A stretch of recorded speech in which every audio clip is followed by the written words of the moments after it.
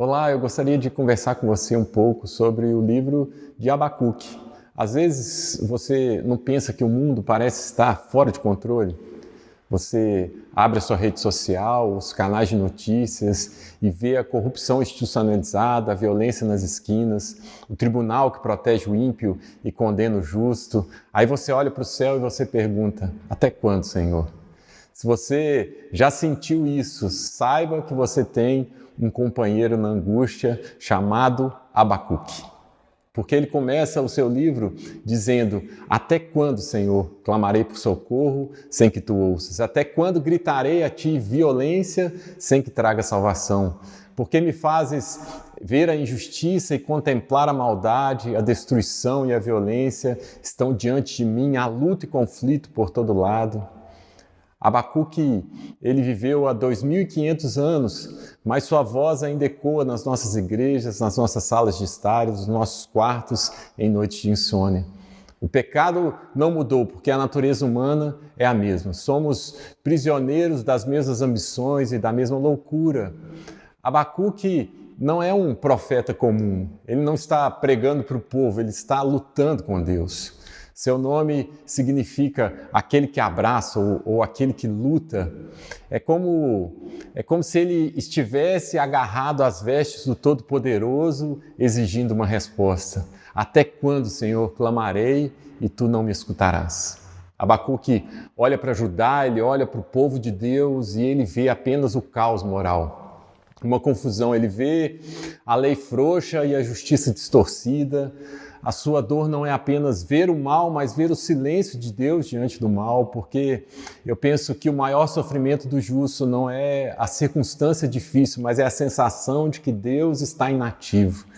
Abacuque vive essa sensação e ele pensa: como um Deus santo pode suportar, pode ver tamanha perversidade no seu próprio povo e não fazer nada? E muitos de nós abandonam a fé no silêncio de Deus. Mas Abacuque, ele faz justamente o oposto, ele usa a sua dúvida para se aproximar de Deus.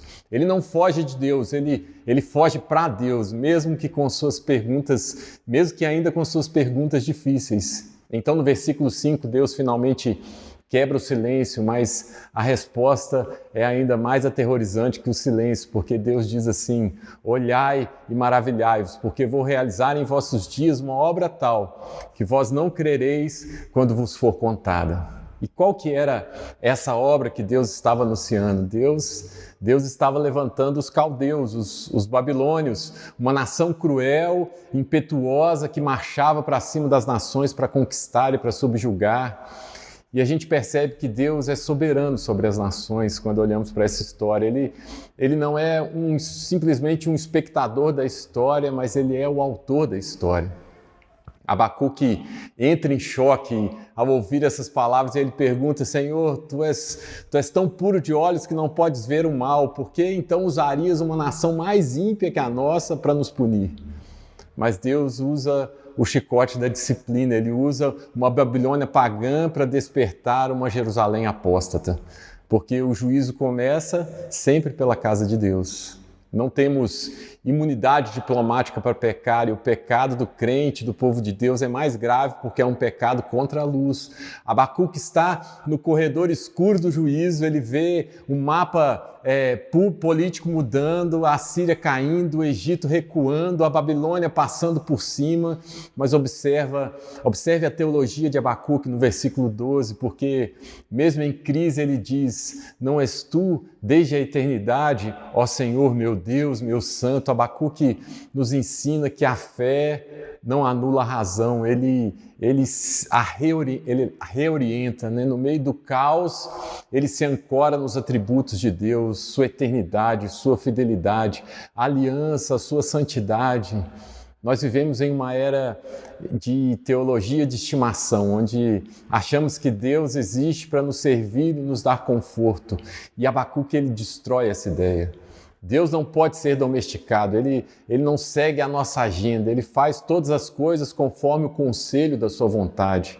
A mensagem de Abacuque 1 é clara: o pecado será punido. Se não for pelo arrependimento, pela graça, será pela disciplina, pelo juízo. Não há uma terceira via. E o capítulo 1 termina com um profeta perplexo, mas não desesperado. Ele expôs as suas dúvidas, ele ouviu a resposta dura de Deus e agora ele decide e diz: por-me-ei na minha torre de vigia para ver o que Deus me dirá. Se você está vivendo o seu capítulo 1, se o mal parece vencer e Deus parece distante, faça como Abacuque. Não se afaste, não se cale, leve a sua dor ao trono de Deus, derrame o seu coração diante de Deus, seja inteiro diante do Senhor. A história da humanidade está repleta de destroços de impérios que se achavam invencíveis, mas a palavra de Deus permanece. É isso, porque o reino de Cristo é a pedra que esmaga os impérios e enche a terra. Então descanse na soberania daquele que se assenta no alto e sublime trono, pois Ele é o Senhor e Ele está trabalhando, mesmo quando não percebemos, quando não entendemos o seu método, Deus está trabalhando e Deus continua trabalhando na sua vida. Confie isso e lembre-se, o justo viverá pela fé. Que Deus te abençoe.